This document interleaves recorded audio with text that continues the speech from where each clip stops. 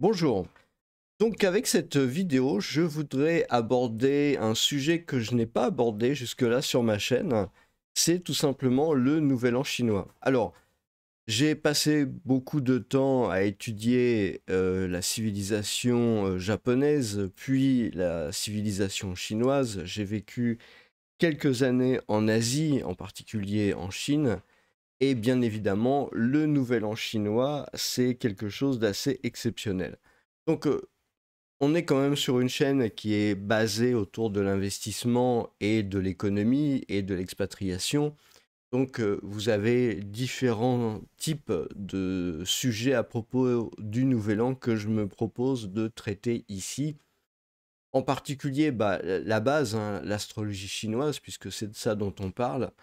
Et puis, de manière beaucoup plus prosaïque, évidemment, la partie économique. Quelle est l'influence du Nouvel An chinois et quelle est l'importance surtout du Nouvel An chinois sur l'économie chinoise et peut-être même, on va le voir, sur l'économie mondiale. C'est quelque chose qui est assez intéressant et c'est assez paradoxal, donc c'est parti. Alors, dans Google, il suffit de taper Nouvel An chinois et on se retrouve avec tout un tas d'informations. Ce qu'il faut bien savoir, c'est que le Nouvel An chinois, en fait, n'est pas fêté que en Chine. Il est fêté dans d'autres pays sous influence de la culture chinoise. Il est fêté au Vietnam, par exemple, euh, à peu près aux mêmes dates.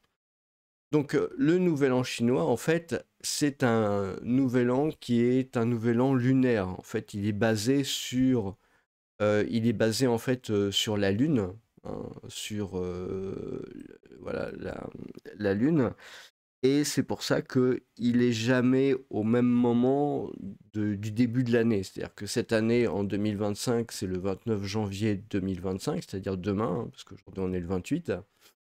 Mais l'année dernière, c'était une autre date, et l'année d'après, ça sera encore une autre date. Tout ça, c'est fonction de la position de la Lune. Donc c'est ce qu'il faut retenir. Euh, et donc, le signe, le Nouvel An chinois, qu'est-ce que c'est comme fête? Donc, c'est une fête, c'est une fête, et qui est une fête, si vous voulez. Moi, quand j'en parlais avec des Chinois, hein, très souvent, tout le temps, en fait, on m'a dit, voilà, c'est l'équivalent du Noël pour les Occidentaux. C'est-à-dire qu'on m'a pas dit c'est la fête du Nouvel An, mais et c'est vrai qu'en pratique, ça ressemble beaucoup plus à Noël que au Nouvel An tel qu'on peut le fêter nous le 1er janvier, enfin le passage du 31 décembre au 1er janvier. On est vraiment sur une fête qui est une fête familiale basée vraiment autour de la famille, autour des parents. Et ça, c'est quelque chose de fondamental et très important. Le Nouvel An chinois est une fête qui est vraiment une fête absolument familiale. Vous avez un repas de famille, vous avez généralement les enfants qui reviennent toujours à cette époque vers leurs parents. Alors donc ça peut être très loin, hein, en Chine ça peut être vraiment très très important, et ça peut être même aussi en dehors de Chine, hein. C'est-à-dire qu'à ce moment-là, bah, vous avez pas mal de vols en avion, etc. C'est important d'être à ce moment-là, disons, réunis. Donc, c'est tellement important, si vous voulez, que vous avez une vraie migration, en fait, de toute la Chine, un vrai chassé-croisé entre les différentes villes, de manière à ce que les parents et la famille, les enfants, tout ça, puissent se rapprocher et puissent avoir un repas ensemble qui est vraiment un repas très très important qui marque le début de l'année. C'est quelque chose, voilà, tout doit être clean, tout doit être prêt, tout doit être. On dit d'ailleurs à ce sujet-là, hein, c'est même une question business, hein, que toutes les dettes doivent être réglées avant le passage au Nouvel An chinois, sinon ça pose des problèmes pour le reste de l'année. Donc voilà, vous avez vraiment ce genre de choses-là. Donc si vous allez évidemment sur Internet, hein, vous allez pouvoir trouver tout un tas d'informations. Si vous êtes en Europe, sachez que le Nouvel An chinois se fête dans des villes comme Paris, dans des villes comme Bruxelles, j'imagine probablement aussi à Londres, où il y a une forte communauté asiatique. Donc, vous allez avoir des défilés, vous allez avoir aussi beaucoup de pétards. En fait, à cette occasion-là, devant les boutiques, vous allez avoir beaucoup d'explosions de pétards pour chasser les mauvais esprits, hein, c'est très important. Il y a tout un... Si vous voulez, en Chine, vous avez quelque part plusieurs religions. Vous avez le taoïsme, et justement, le nouvel an chinois est plutôt d'inspiration taoïste, on va dire, traditionnelle, qui est basé quelque part sur quelque chose qui ressemble beaucoup à ce que nous autres occidentaux, on a comme l'alchimie, quelque chose comme ça, hein. On y retrouve les symboles yin, yang, le masculin, le féminin. D'ailleurs, je vais aller directement sur la page astronomie, hein, astrologie, pardon. Vous avez l'astrologie chinoise, donc c'est justement ça en fait. Aujourd'hui, quand on parle du nouvel an 2025, on parle du passage dans l'année du serpent. On verra peut-être ça plus en détail. Mais vous avez 12 signes. Et donc, vous avez un cycle comme ça de 12 ans, hein. Le rat, Chou, le bœuf, Niao, le tigre, Hu, le lapin, Trou, le dragon, Long, le serpent, Shi, le cheval, Ma, la chèvre, Yang, le singe, Hu, le coq, Ji, le chien, Gao, le cochon, Chu. Et donc, tous ces signes, en fait, se suivent. Donc, l'année dernière, c'était l'année du dragon. L'année d'après, ça sera l'année du cheval. Voilà. Et comme ça, pendant 12 ans. D'ailleurs, ça, c'est une petite astuce que je vous livre, bon, qui doit être assez connue maintenant, j'imagine, mais si vous voulez pas demander l'âge directement à quelqu'un, bah, demandez lui plutôt son signe astrologique chinois. Parce que si vous voulez, ça marche de 12 en 12. Donc vous avez le signe quand vous naissez, et puis vous avez ensuite, à 12 ans, vous avez le signe qui va bien, hein. Et puis ensuite à 24 ans, et puis ensuite à 38 ans, et puis ensuite 24 ans, 36 ans, je dis n'importe quoi, 36 ans, 48 ans, 60 ans, 72 ans, etc. Et en fait, c'est assez facile à déterminer à 12 ans près dans quel est l'âge de la personne à partir de ce moment-là. C'est rare une personne qui fait 20 ans de plus ou 20 ans de moins, ou 12 ans, ou 13 ans de plus ou 13 ans de moins. Voilà, ça donne quand même un bon ordre d'idée. Donc vous avez voilà, tous ces caractères, hein, ce sont les noms chinois que vous avez là. Alors, ce sont les noms chinois que vous avez là. Les caractères que vous avez ici, ce sont les caractères traditionnels. Long, par exemple, c'est le caractère traditionnel. Et ici, vous avez le caractère en simplifié, hein, qui va être utilisé en Chine populaire. Voilà. Donc, si vous voulez voir de l'information sur le serpent, hein, vous allez sur Wikipédia, astrologie chinoise. Bon, c'est extrêmement simplifié, hein, évidemment. Vous avez la compatibilité, hein, pour les amis, pour le couple, etc. Vous avez voilà le meilleur match, on va dire, c'est coq, bœuf, singe, rat, dragon, etc. Et le moins optimal, on va dire, c'est le tigre et le cochon. Ah oui, à ce propos, quand vous utilisez les signes astrologiques chinois, en fait, il y a un comportement qui est associé à un signe, je pense ça à cause du cochon. Ça correspond pas à nos notions occidentales. Ça veut dire le comportement, c'est pas du tout ce qu'on pourrait imaginer ou ce qu'on a mis derrière les mots en Occident. Par exemple, ici, vous allez avoir les serpents présentent un comportement intuitif, discret, sont dissimulateurs, sont connectés à l'esprit des autres par le monde intuitif et aiment être magnétiques. Voilà, donc voilà, ça c'est la définition comme ça du signe quelque part serpent, mais ça ne correspond pas nécessairement à l'image que on se fait, à l'image symbolique, on se fait du serpent en Occident. Hein. Il y a vraiment pas de correspondance, donc c'est important, si ça vous intéresse, d'aller voir spécifiquement dans la documentation, je sais pas, sur Wikipédia ou n'importe où, pour voir vraiment de quoi il retourne. Vous avez la même chose pour tous les autres signes. Donc voilà, le Nouvel An chinois, donc vous avez donc plusieurs religions et ce n'est pas lié en fait par exemple au bouddhisme parce que vous avez aussi quelque part la religion bouddhisme et c'est bouddhiste, c'est encore autre chose.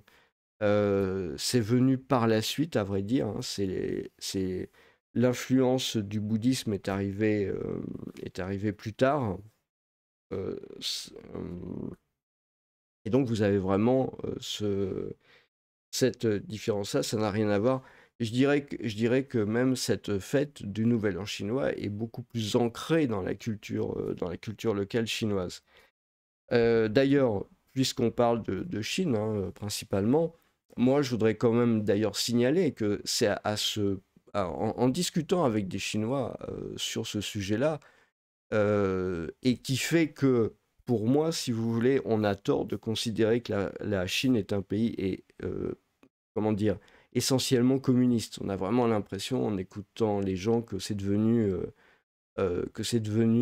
1784, pardon, 1984 de Orwell, avec comment dire, tous les signes d'une dictature ou d'un autoritarisme qui correspond à ce qu'on peut retrouver en Occident, par exemple sous les régimes fascistes ou ce genre de choses-là.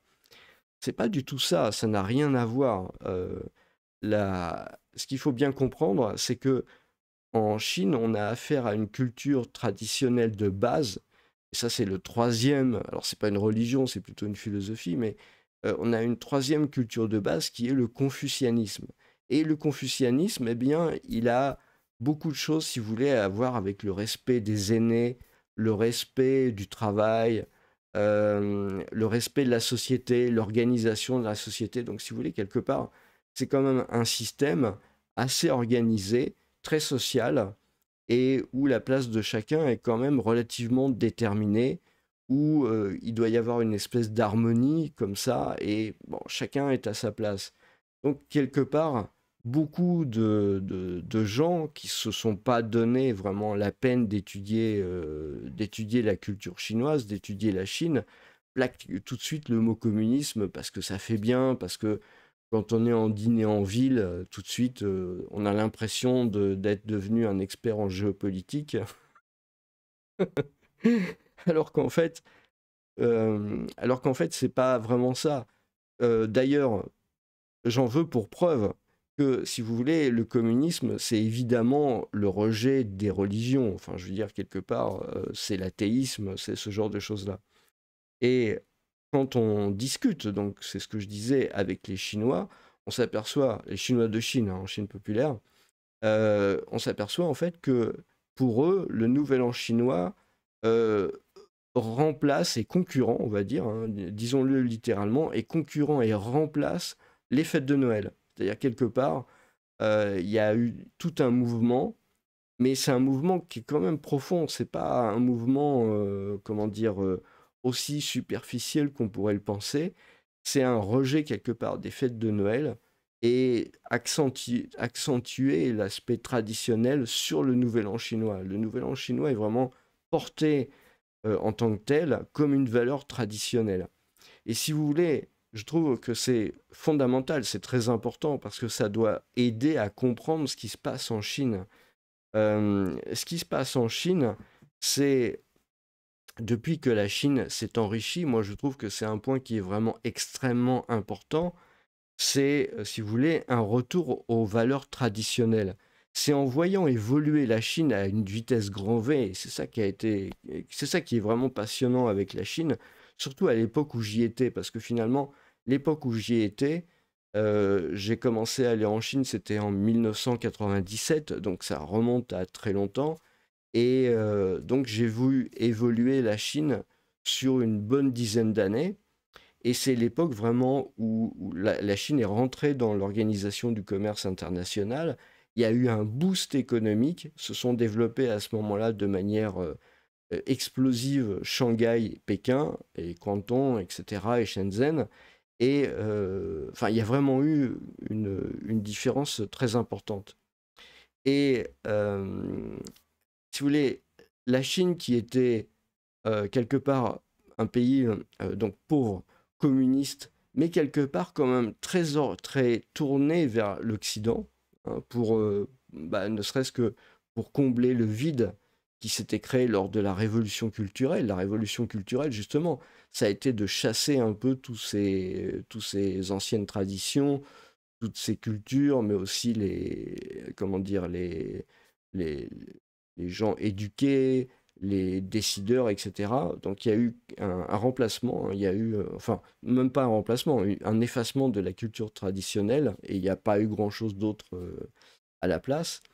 Et puis dans les années, donc fin des années 90, années 90 en gros, années 80-90 on va dire, après la chute de la bande des quatre et la prise de conscience avec Deng Xiaoping que la Chine devait vraiment faire quelque chose pour s'en sortir, quoi. Eh bien, à ce moment-là, il y a vraiment eu un espèce de... comment on pourrait appeler ça? Réappropriation, hein. C'est vraiment tout à fait ça, hein, une réappropriation, si vous voulez, de la culture chinoise par les... Alors, c'est très spécifique, hein, par les Hongkongais, donc c'est un retour de l'histoire, on va dire, quelque part. D'une part, les Hongkongais, d'autre part, les Taïwanais, et troisièmement, les Chinois, si vous voulez, expatriés, qui sont revenus en Chine et qui ont investi en Chine dans l'immobilier à ce moment-là. Et il y a vraiment eu un retour, quelque part, aux valeurs traditionnelles chinoises. Et, si vous voulez, le parti qui aurait très bien pu lutter contre, hein, n'a pas lutté contre, mais bien au contraire a accompagné quelque part ce retour aux valeurs traditionnelles. Et si vous voulez, moi j'ai toujours soupçonné, hein, les différents présidents, en commençant par Mao Tse-tung, d'avoir secrètement quelque part, mais je veux dire, est-ce que c'est vraiment étonnant, avoir voulu jouer le rôle du premier empereur et quelque part vouloir rétablir l'empire. Et quand on voit ce qui se passe avec Xi Jinping, moi je trouve c'est un peu finalement dans cette lignée-là, c'est-à-dire qu'on est vraiment quelque part dans l'empire qui s'assume de plus en plus. Je pense que bon, je vais pas parler des relations géopolitiques parce que là, sinon ça va être vraiment trop long. Mais justement, le nouvel an chinois, ça doit permettre, si vous voulez, d'ouvrir les yeux sur ce qui se passe en Chine. Alors après, je ne dis pas que nécessairement que ça va être bon ou mauvais au niveau géopolitique, c'est pas du tout la question. Moi, ce que je vous dis, c'est vous devez regarder les choses telles qu'elles sont et non pas comme des gens qui connaissent pas grand-chose, qui font des raccourcis, ou pire, des gens qui connaissent la Chine ou qui même parlent chinois, mais ont appris avec des professeurs qui étaient des maoïstes de mai 68 ou leurs descendants, et finalement racontent n'importe quoi sur les plateaux de télévision. Et donc tout le monde gobe ça comme si c'était, et que les gens soient de droite, de gauche, d'extrême droite ou d'extrême gauche, tout le monde gobe ce truc général, cette espèce de soupe qui a absolument rien à voir avec la réalité. Donc la réalité, elle est celle-là. C'est que un pays qui s'enrichit, je l'ai vu en Chine, un groupe de personnes qui s'enrichit, pardon, est un pays qui retourne vers ses valeurs traditionnelles. Vous pouvez rien y faire, c'est comme ça. Les Chinois l'ont compris, ils l'ont accompagné, et donc maintenant, si vous voulez, vous avez vraiment un retour aux valeurs traditionnelles chinoises, et c'est comme ça dans tous les pays, dans tous les groupes humains. hein. Quand vous avez un groupe humain quelque part, pas nécessairement un pays, pas nécessairement une nation, un groupe, à partir du moment où ce groupe s'enrichit, il prend pas il prend pas les habitudes externes à ce groupe. Au contraire, il est renforcé dans le groupe et il est renforcé dans ses valeurs traditionnelles et il va rechercher dans l'histoire ce qui fait ses valeurs traditionnelles. Et c'est ce qui s'est passé en Chine et le résultat, on le voit maintenant. Donc après, vous faites ce que vous en voulez dans votre analyse. Vous allez peut-être être, je sais pas, businessman, journaliste ou voilà, comment dire, analyste des informations qui peuvent venir de Chine, etc. Mais c'est important de comprendre ça parce que si vous ne comprenez pas ça spécifiquement, vous racontez n'importe quoi. Et pour les gens qui veulent s'expatrier en Chine, là pour le coup, ça pardonne pas. C'est-à-dire que si vous comprenez pas intuitivement ce genre de choses-là vous avez été trompé, enfin je veux dire voilà par ignorance et puis par fainéantise de rechercher vraiment les choses correctes, et ben et que vous êtes figé dans dans la manière de voir les choses, vous n'allez pas comprendre ça. Donc c'est important, je veux dire, si vous êtes expatrié, si vous avez l'intention d'aller en Chine ou dans un pays d'influence chinoise où se fête le nouvel an lunaire, eh bien moi je vous recommande, mais très très très chaudement, de faire en sorte d'aller dans une famille, d'aller voilà, et peut-être même ou alors avec des amis, de comprendre un peu ce qui se passe au Nouvel An chinois. Je trouve que c'est vraiment quelque chose qui apporte beaucoup à la compréhension de cette partie du monde. C'est vraiment quelque chose de très important. Vous n'êtes pas obligé d'aller dans une famille chinoise, vous pouvez aller dans une famille vietnamienne ou d'influence voilà, de cette culture. Et donc, je pense que c'est quelque chose de très important. Donc voilà, ça, bon, je voulais aborder cet aspect parce que c'est un aspect important. Avant d'aborder l'aspect économique, donc sur cette chaîne, hein, vous allez trouver des playlists. Donc vous avez expatriation en Chine et surtout vous avez des playlists pour les membres. Donc sur le monde chinois, hein, 10 livres à lire, géopolitique, 10 choses à ne pas faire, les 10 méprises, etc. Voilà, vous avez un certain nombre de choses, hein. Je vais vous montrer les playlists immédiatement. Donc voilà, vous avez expatriation en Chine, vidéos qui sont réservées. Vous avez 8 vidéos sur le sujet. Donc voilà, où je traite hein, de prononciation, trucs et astuces. Vous êtes le chef, donc c'est si vous allez diriger une entreprise en Chine ou être manager. 10 choses à faire, les 10 méprises, 10 choses à ne pas faire, géopolitique, 10 livres à lire. euh, bon, et donc voilà, ça c'est réservé aux membres de la chaîne. Niveau conquérant. Voilà, j'ai appelé ça niveau conquérant, et c'est comme ça. Voilà. Donc ça peut être assez intéressant en fait si vous avez envie d'avoir des relations avec la Chine et le monde chinois. J'y verse dedans mon expérience. Et puis aussi, s'il y a des gens qui s'intéressent, ça va m'inciter à produire plus de contenu. Donc n'hésitez pas à échanger. Voilà, donc ça c'est pour la partie, si vous voulez, la partie de ce qu'est le Nouvel An chinois. Mais en fait, le Nouvel An chinois a vraiment une importance, peut-être même une importance beaucoup plus grande que ce que peut avoir n'importe quelle fête dans les pays occidentaux, hein. Même par rapport à Noël, même par rapport au jour de l'an, on va vraiment avoir, la Chine étant un grand pays en termes de taille, ce qui se passe en fait, c'est que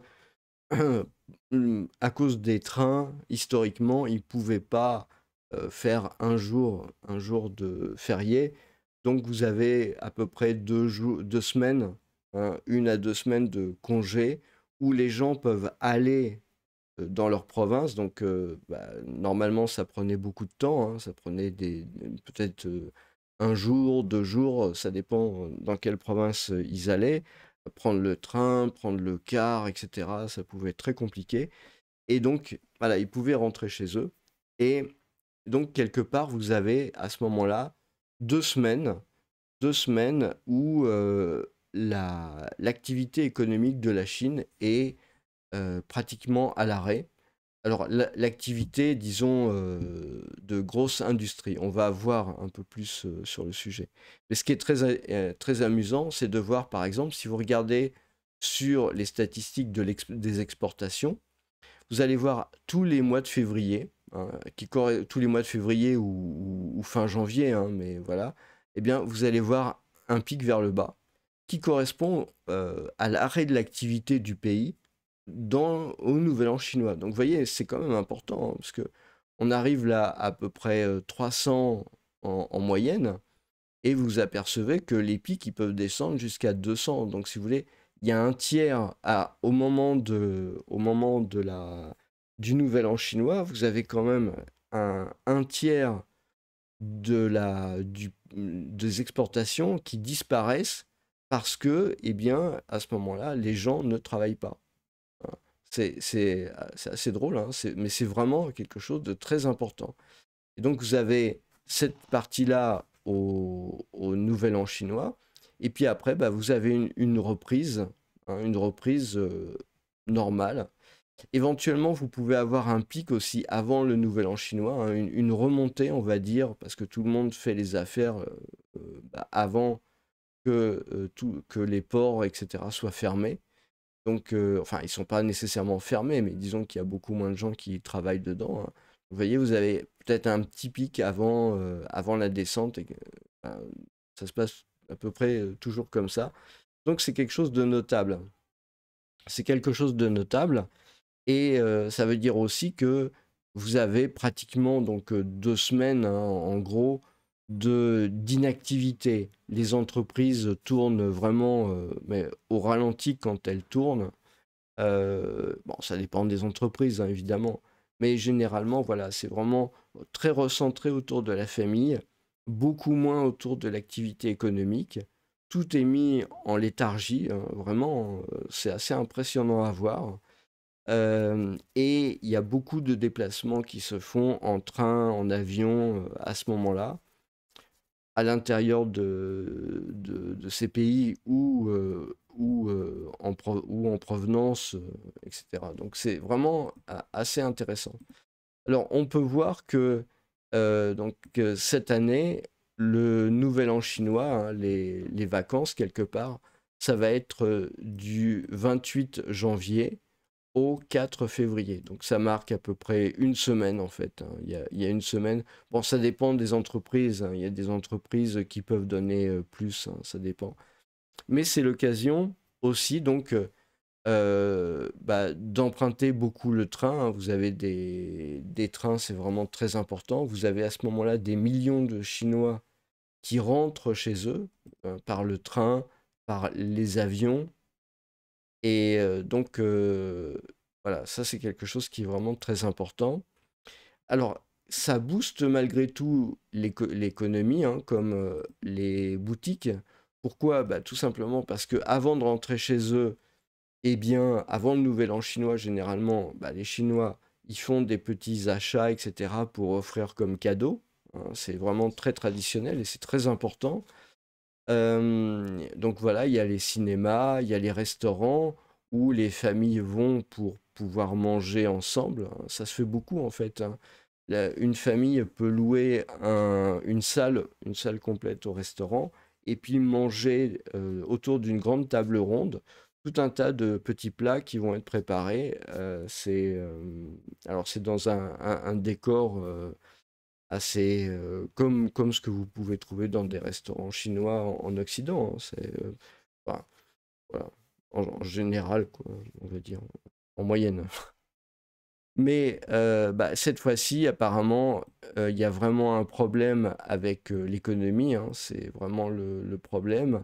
Et donc, il y a des efforts qui sont faits pour remonter un peu la consommation. Donc il y a vraiment des problèmes en ce moment. C'est Reuters, hein. Et donc c'est à ça qu'on peut voir, justement, c'est toujours difficile de mesurer, si vous voulez, statistiquement, ce qui se passe en Chine. Ça a toujours été problématique. Je pourrais revenir si ça vous intéresse un peu sur le sujet, mais c'est vraiment très problématique. Donc vous devez en fait faire des mesures sur des choses qui sont des choses concrètes. Et par exemple, bah, les dépenses lors de Nouvel An chinois, bah, ça fait partie des dépenses concrètes. Ça fait partie de tout ce qui est, disons quelque part, indispensable. Et donc, vous pouvez mesurer à ce moment-là les dépenses qui sont entreprises. Et donc, vous pouvez voir bah, comment se porte l'économie.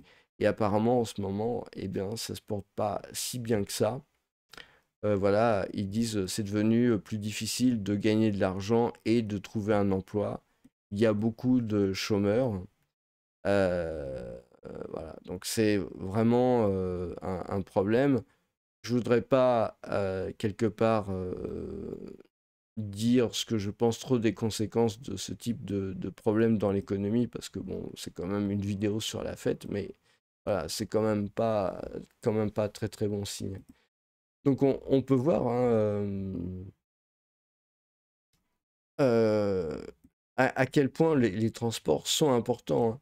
Le ministère des Transports estime qu'un total de 9 milliards, je ne sais pas si vous vous rendez compte, hein, 9 milliards de voyages va être fait à travers le pays pendant les 40 jours de la période de voyage autour du festival. C'est vraiment quelque chose d'assez incroyable. Euh, Donc l'année dernière, il y en a eu 8,4 milliards de voyages. Vous voyez, c'est vraiment quelque chose de très important, hein. La Chine, c'est le pays des grands nombres, hein. Vraiment, c'est ça qui est impressionnant en Chine. C'est très impressionnant. Euh, bon, voilà sur cet aspect-là. Euh, donc on peut voir que l'économie se porte pas très bien, malheureusement, hein. Bloomberg le PMI manufacturier, donc c'est justement l'industrie, etc., tombe à son plus bas niveau depuis août. C'est vraiment très inquiétant. Les économistes disent qu'il y a besoin de stimuli fiscaux pour booster la demande. C'est assez clair. Je vous laisse aller lire tous ces sujets. Mais quelque part, ça vous fait le point avant de commencer l'année 2025, un peu sur ce qui se passe en Chine. Donc avec ça, ça vous donne vraiment, comment dire, une vision du nouvel an chinois, de ce que vous pouvez attendre de la Chine. Il y a eu récemment aussi en Chine le lancement d'une intelligence artificielle concurrente de OpenAI et qui semble consommer beaucoup moins d'électricité. Donc quelque part, la Chine est un pays concurrent des États-Unis en termes de tech, hein, vraiment, euh, en termes de fabrication, hein, c'est surtout pour ça. Et donc, c'est pour ça que bah, il va falloir regarder un peu toute cette année ce qui se passe. Donc, n'hésitez pas à me laisser des commentaires. N'hésitez vraiment pas à me laisser des commentaires sur ce sujet. S'il y a des sujets plus pointus que vous aimeriez voir traités. Et puis, n'hésitez pas, donc ça c'est vraiment très important pour la chaîne aussi, hein, à partager sur vos réseaux sociaux éventuellement, si cette vidéo vous a plu, et puis à commenter. Moi, ça m'intéresse pas mal l'échange sur ce genre de sujet. Voilà, je vous remercie et je vous souhaite une bonne journée. Xinyan Kuai Le.